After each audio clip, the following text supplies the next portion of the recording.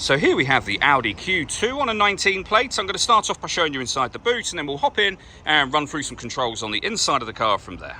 The tailgate on this car will open electronically. You can do that from the key or from the tailgate itself. As we approach the back of the car, you'll see we have reversing sensors, plenty of boot space, as well as that 60/40 split folding rear seat should you wish to increase this space even further. Okay, now that we're inside the car, we're going to start with the dials. On the left-hand side, we have the rev counter and coolant temperature gauge. On the right-hand side, the speedometer and fuel gauge. In the middle, you can see the total miles for the car. They are 16,092.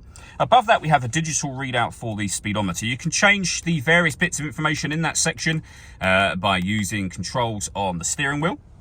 And the controls in question are found just here. We have cruise control and speed limiter underneath that, and then stereo and phone controls over on the right-hand side just here.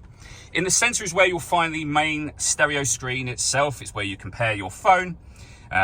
You can listen to your own music in this car, and you can do that in a number of ways, one of which is USB input, as you can see.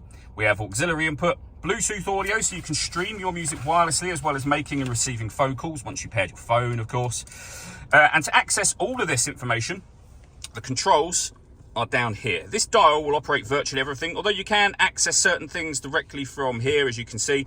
So you could go into radio by pushing this button up, and when we come back up here, we're on the radio menu.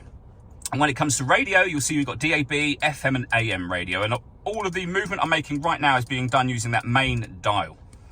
Below that, we've got the air conditioning, so you can adjust the temperature, the fan speed and the direction of the air. The air conditioning is on at the minute, so that's off. Back on again. You can recirculate the air, which is a great way of heating it up or cooling it down quickly, depending on the temperature you set here, and you can turn it off whenever you wish to. Above that, we can turn off the main screen above us here. We can turn our traction control on and off. We have our hazard warning lights. That controls the stop and start for the car. This car is designed to cut out when it's stationary in traffic to save you fuel. That system is off when that light shows. And from here, you can change the drive select for the car. So you're able to put the car into efficiency, comfort, auto, dynamic, or individual. All that leaves me to say is thank you for taking the time to watch this video. If you'd like to come and see the car in person and have a test drive, please feel free to call either of our MJA sites. We'd love to hear from you soon.